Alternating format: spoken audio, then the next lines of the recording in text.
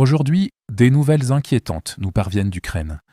Ici, la Fédération de Russie a mené le plus grand raid aérien de l'histoire, lançant plus de 1500 missiles et drones en une seule nuit pour détruire la logistique ukrainienne, dans le but d'affamer et de faire s'effondrer la ligne de front en coupant les approvisionnements.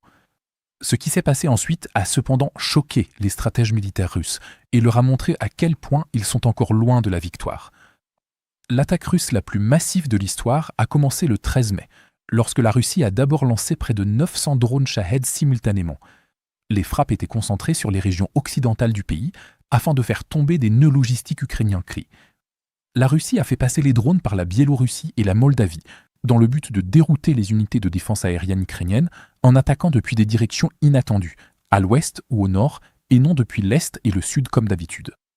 La Russie s'est principalement appuyée sur des drones Shahed conventionnels, tandis que le nombre de variantes à propulsion par fusée ou guidée est resté relativement faible, ce qui indique que cette attaque n'était qu'une tactique de saturation destinée à forcer l'Ukraine à épuiser sa capacité d'interception sur des drones moins coûteux, avant la véritable frappe aérienne combinée, conçue pour submerger les défenses aériennes ukrainiennes.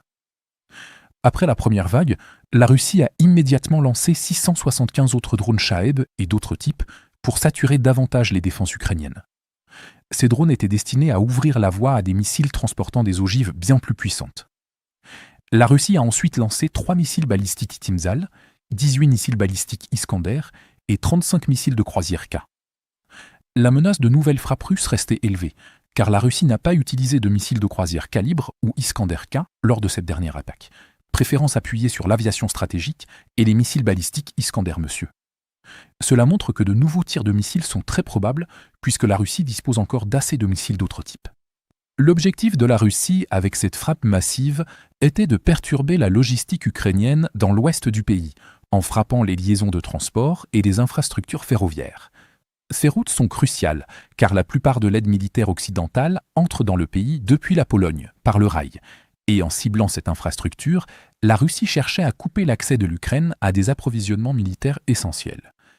Les frappes ont également visé le complexe militaro-industriel ukrainien, notamment les bases aériennes et les infrastructures militaires associées dans l'ouest de l'Ukraine, dans le but de réduire la capacité de production militaire du pays.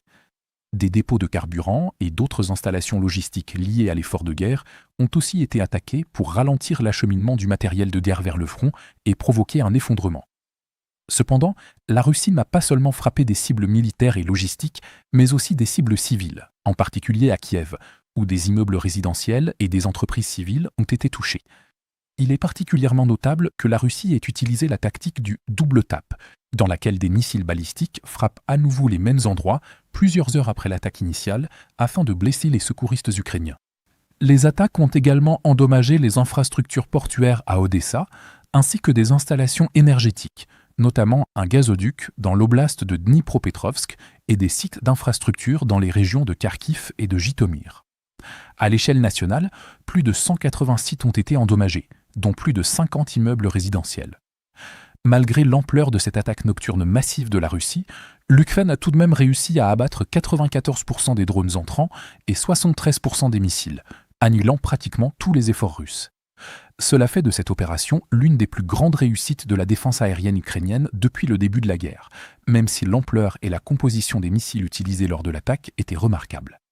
Les drones intercepteurs ont représenté environ 30% de toutes les destructions de drones, soulignant leur rôle croissant en tant qu'outil rentable par rapport aux missiles. 3 unités distinctes ont été responsables à elles seules de plus de 200 destructions de drones, en utilisant des drones intercepteurs Sting, dont une unité qui a détruit à elle seule 120 cibles, établissant un nouveau record et jouant un rôle clé pour éviter l'effondrement de la logistique, tout en stoppant complètement l'attaque russe. Les autres drones ont été neutralisés par des systèmes de guerre électronique et des groupes mobiles de tir, qui ont également réussi à neutraliser des centaines de Shahed. Les Russes misaient sur le fait que l'Ukraine rencontre des difficultés avec les missiles balistiques, car elle ne dispose actuellement que de 6 à 10 batteries de défense antiaérienne Patriot, qui sont les seules défenses fiables contre les missiles balistiques, et la pénurie de missiles intercepteurs reste très importante.